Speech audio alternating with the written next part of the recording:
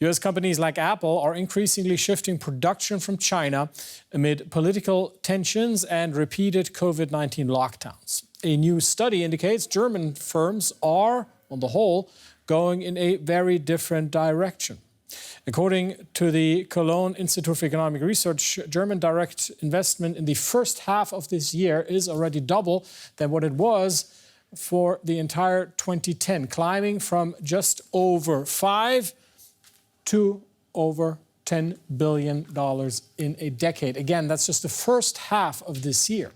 China is Germany's largest trading partner, and it accounts for more than 7% of all German exports.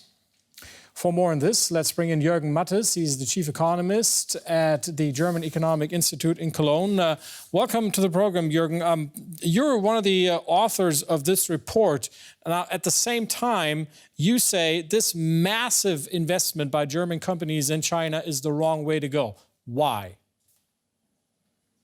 Well, obviously because the political relation to China has changed in recent years, and especially the Russian-Ukraine war and the threats of China to invade Taiwan change also the environment for international trade.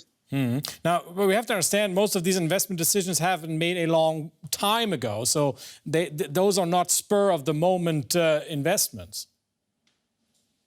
No, of course, that's perfectly true.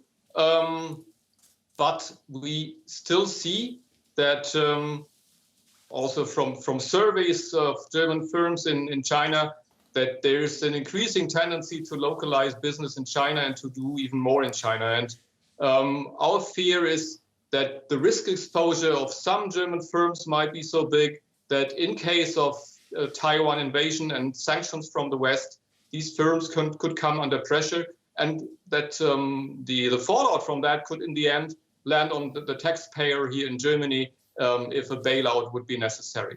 Do you see then German companies ill-prepared in the case of a Chinese attack on Taiwan and subsequent sanctions? Well, obviously, we don't look into balance sheet and the exact business activities of individual firms. We look on the macro level. So our demand is it's the business and the responsibility of every business leader to put up the China business in a way that it can be closed down without bringing down the company as a whole. And this is the direction, I think, that also German policymakers seem to want to go to, because it's important to note that the German government is in the process of writing a new China strategy, and we see some indications that significant change will come about by that. Now you say German companies in China should basically scale down their investment there, their exposure there. To what tune exactly? How big a share should the Chinese market be when it comes to doing business for German companies around the world? Well, that obviously depends on every business. I think you also have to differentiate. It's maybe in some parts not only doing a bit less with China, but doing more with others. There are other large Asian markets that develop dynamically, like India, like Indonesia, Thailand, Malaysia. From the EU perspective, we need free trade agreements with these countries in order to develop them as a partner for the German economy, be it on the import side as well as on the export side. Jürgen Mattes of the German Economic Institute, thank you for your thoughts.